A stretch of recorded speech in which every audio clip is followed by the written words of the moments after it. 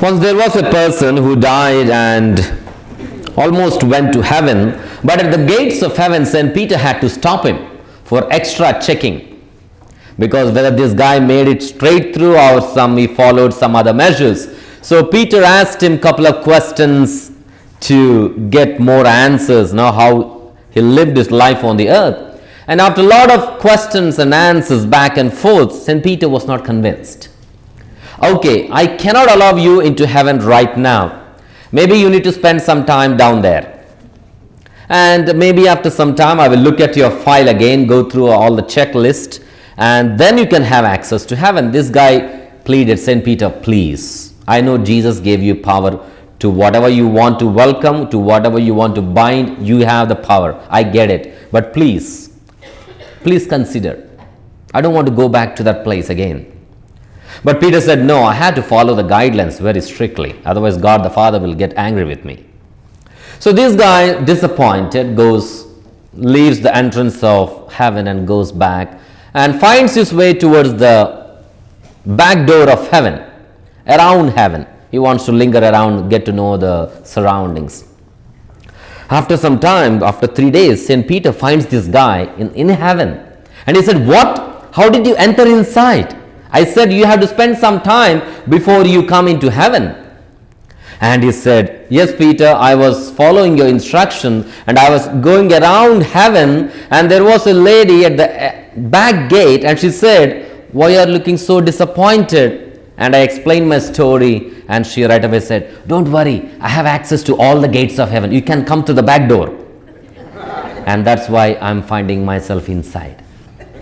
Mary is that person for us. She is the ark of the new covenant who has access to heaven because she focused on the things of heaven. The first reading gives us the extraordinary vision and invites us to dwell on it. The book of Revelation. A great sign appeared in sky. By the way, by the time we learn about book of Revelation, all the time we get a kind of scary image. Oh, this is going to be the end of the world. No, it is actually the beginning of a new world. So this vision is there in heaven. A woman clothed with the sun, with moon under her feet. Entire cosmos is kind of revolving around her. So in this vision, we are taken right into the heavenly court, into the deeper parts of heaven, where into the realm of God, into the very presence of God, we see this celestial temple open and the Ark of the Covenant was there. This might be alien to us, this kind of analogy, this kind of visions. But to the first century Jew, this is very common because this is how they were dealing with, this is what they were dealing with. Because the Ark in the Old Testament was exactly in a box. And what it contained? What was in the Ark of the Covenant? The 10 Commandments. So Israelites were carrying this Ark of the Covenant wherever they went, especially in the times of battle. It bore to the Israel the presence of the Lord. It was with this Ark of the Covenant that Israel was able to fight the enemies, the armies of the enemies. God's powerful presence was in it. When Israel lost the ark, it was almost losing their lives. Especially during the Babylonian invasion, it broke their heart because they lost the divine presence, the box that contained. But in this vision, the first reading, we hear the ark is back in its position. Now it is in heavenly realm. It is now in the heavenly temple. It is associated now not with Israel but with a woman. The ark is now connected to a woman. A great sign appeared in sky with a woman clothed with the sun, with moon under her feet, and on her head a crown of 12 stars. Because the early church saw Mary as the new and definitive Ark of the Covenant. The early church saw in Mary as the new and the definitive Ark of the Covenant. Why? Why? Why Mary is considered as the new and the definitive Ark of the Covenant? Any answer?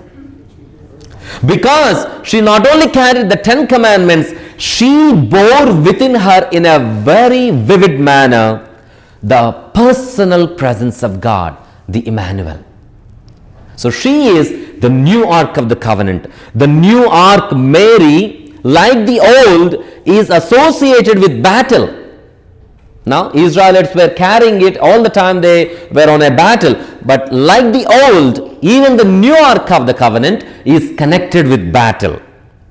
She is confronted with a dragon. You see later on, another sign appeared in the sky, huge red dragon with 7 heads and horns, and on its heads were 7 diadems. So this new Ark of the Covenant is in a battle with the dragon, the terrible enemy. Now some say the dragon with 7 heads and 7 horns stands for Rome, the city of Rome. Why Rome? The city of Rome is supposed to be called a city of 7 hills. And at the time this book was written, Rome was the center of the earthly power. Rome was the crux where all powers of the world came together. And not only about Rome, the antecedents and the descendants of Rome. So the dragon is connected to the earthly powers, stands for all forms of powers of the earth. So Mary is now in a battle with all kinds of powers of the world, political, economical, addictional, relational, social, you name them. So this new Ark of the Covenant is in a battle with the powers of the world, which are only birthing violence and oppression. Here's the message of the book of Revelation. This fearsome dragon is going to be defeated now with this new Ark of the Covenant. And this woman, the new Ark of the Covenant, Mary, is pregnant with a child. Now imagine you are a father, your wife is pregnant in the hospital room, and outside the hospital room a huge dragon is waiting to devour. How would that sound? Terrible, right? Now imagine same thing is happening here. The dragon is ready. As soon as the child comes out, it wants to devour. Notice this apocalyptic language. Dragon is not powerful now because the new Ark of the Covenant, woman is giving birth to a male child destined to rule the world with an iron rod. He is going to collapse all powers of the world, helping people, helping us to fix on the things of heaven. This baby and his mother are powerful than any other power in the world. This woman, the new Ark of the Covenant, the baby, Emmanuel who is going to come, are powerful than any power of the earth. And this is still effective in the world today. With all these associations, with Israel and the old Ark of the Covenant, with the dragon, with Mary being the new Ark of the Covenant and bearing a child ready to combat a battle, let us unpack the gospel, the beautiful song of Mary, the Magnificat. But notice the difference. The first reading, the book of Revelation, took us right away to the heavenly court, right? In heaven was a vision. But the gospel takes us to the hill country of Judea.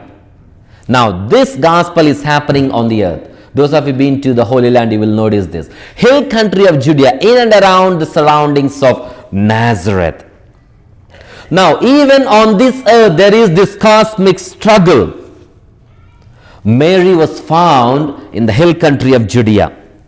When Elizabeth saw Mary, she cried out, "Blessed are you among women, and blessed is the fruit of your womb," whom she was carrying in her womb. What is Elizabeth acknowledging? Why did she say, "Mary, blessed are you"? Because Mary was in fact carrying the new and the definitive Ark of the Covenant, Jesus the Christ. And her home became blessed with the entry of Mary. Now, John, recognizing Mary coming to their home, who was still in the womb, leaped for joy. That's the first encounter between Mary and John in the wombs of two mothers, Elizabeth and Mary. See, two unborn babies yet to be born are already having a dialogue and dancing with joy. And the biblical scholars would relate this to David, who danced in front of the Ark of the Covenant. Now John is leaping inside the womb because he is seeing the real and the definitive Ark of the Covenant in the womb of Mary. See, he leaped for joy, an allusion to the Old Testament, the old Ark of the Covenant, and David who danced for joy. You see how blending these readings are, right? Now Mary says, God has shown his strength finally. No more powers of the world, the Magnificat. She sings this revolutionary hymn of the Magnificat. You can go home and sing it once again with Mary if you don't fall asleep. She knows that this child who is going to come into the world, he is going to rule the world with justice. No violence, no oppression. He is going to establish a kingdom of peace. And he is to be called the Prince of Peace. So Mary sings out this song of joy. This is the reversal of the world order. Until this point, the world has been dominated by the powers of the earth. Now with the arrival of this child from the new Ark of the Covenant, the reversal of the world is going to take place. How wonderful it is, the Magnificat. Using the words of fighting. He is going to bring down, he is going to tear down, he is going to feed the hungry, send away the rich, empty. Notice this language of contradiction and conflict. Now, what does all this have to do with the feast we are celebrating, the solemnity of the Assumption of Our Lady? The old Ark of the Covenant, the new Ark of the Covenant, John meeting Jesus in the womb, Mary greeting Elizabeth, Mary singing out the Magnificat. What is all this to do with Assumption?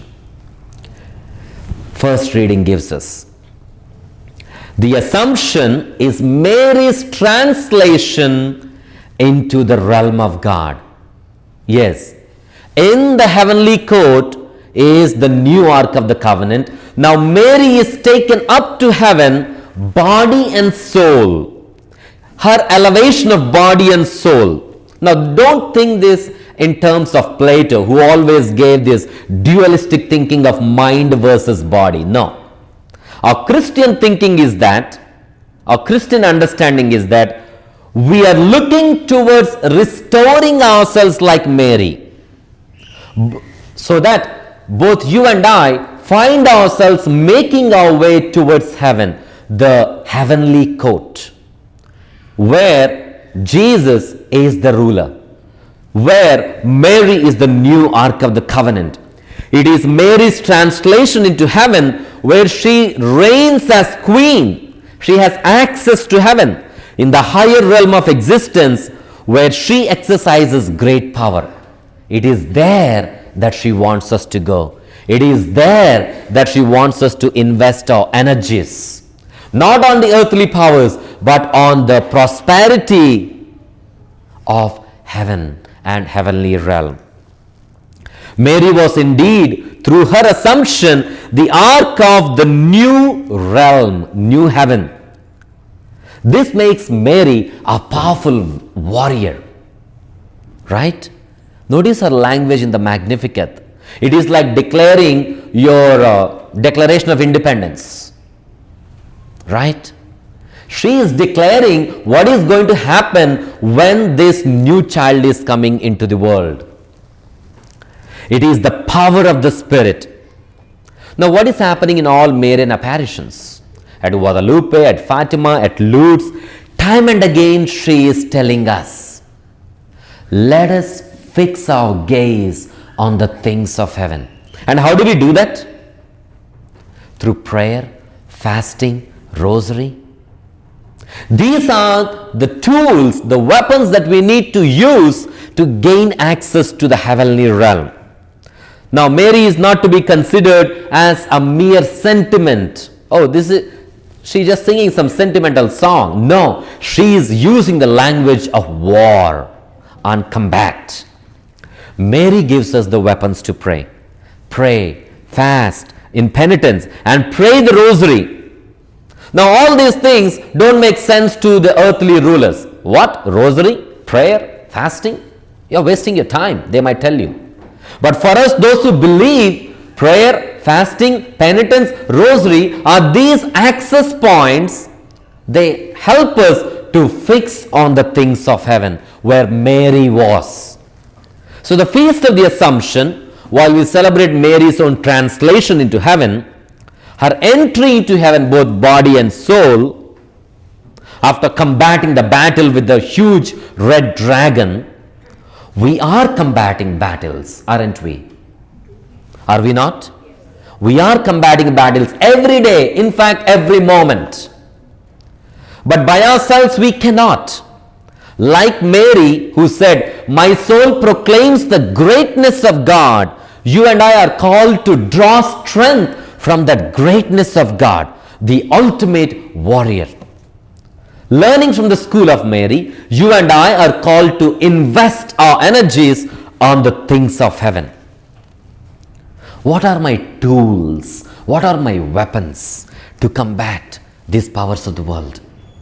So that you and I will gain access, like Mary, to the heavenly realm.